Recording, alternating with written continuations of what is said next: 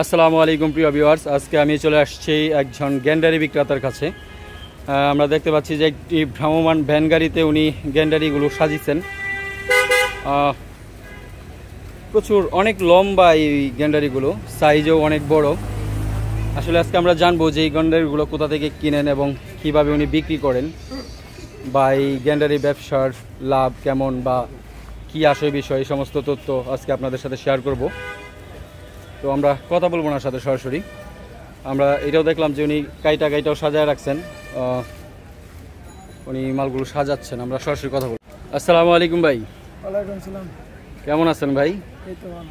আচ্ছা, আজকে আমি আসছি একটা ইউটিউব চ্যানেল থেকে। এখানে আসলে ব্যবসা সম্পর্কিত তথ্য শেয়ার করি, কিভাবে আসলে ফুটপাত বা অল্প টাকা দিয়ে ব্যবসা করা যায়, এই সমস্ত তথ্য শেয়ার করি। তো আজকে আমি আশা করি যে এই সমস্ত তথ্য দিয়ে সহযোগিতা করবেন আপনি। তো আমরা দেখতে পাচ্ছি যে গ্যান্ডারি নিয়ে আসছেন।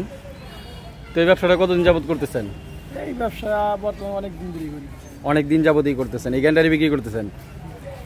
তো এই সিজন মানে এইটা কবে থেকে শুরু হলো এই বছর? এটা এবছর শুরু হয়েছে প্রায় এক মাস হয়ে গেছে। তো দেখতে পারলাম যে অনেক মোটা আপনার গ্যান্ডারিগুলো। দর্শকদেরকে ভালো করে দেখাই যে আপনি এগুলো কাইটাও বিক্রি করেন না? কাইটাও বিক্রি করি। আমি যে যেমনি নেয় তার কাছে তেমনি বিক্রি করি। আচ্ছা, ভাইয়ের নামটা জানা হলো না, ভাইয়ের নামটা একটু বলতে। আমার নাম আরিফ। আরিফ ভাই। তো আরিফ ভাই, এই যে আপনার এই গ্যান্ডারিগুলো আনলেন, এগুলো কোথা থেকে আনছেন? এটা আমি শ্যামবাজার থেকে কিনে আনছি। শ্যামবাজার থেকে?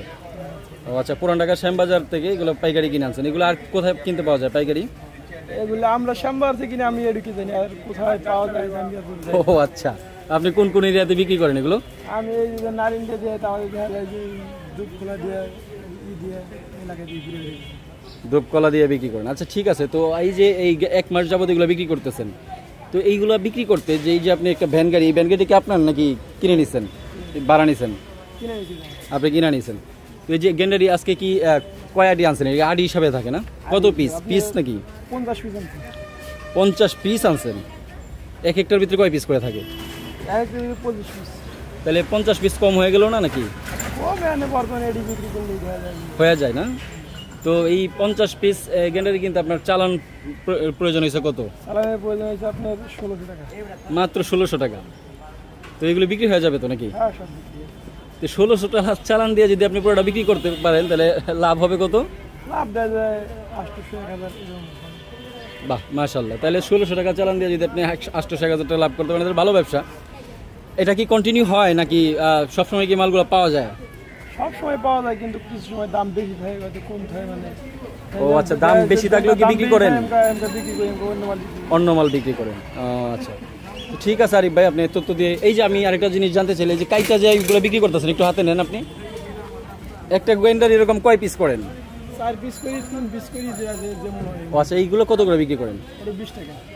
এই সেলে 20 টাকা, আর ওগুলো 10 টাকা। আচ্ছা, কাইটা ওইগুলো বিক্রি করেন। মানে আপনার কাছে কিভাবে বেশি বিক্রি হয়? আস্ত বেশি বিক্রি হয় না কাইটা বেশি বিক্রি হয়? আস্তেই বেশি বিক্রি হয়। কাইটা দিয়ে বিক্রি করলে তো আর কাটা সম্ভব না। ও আচ্ছা ঠিক আছে আরিফ ভাই, তথ্য দিয়ে সহযোগিতা করার জন্য আপনাকে ধন্যবাদ। আসসালামু আলাইকুম।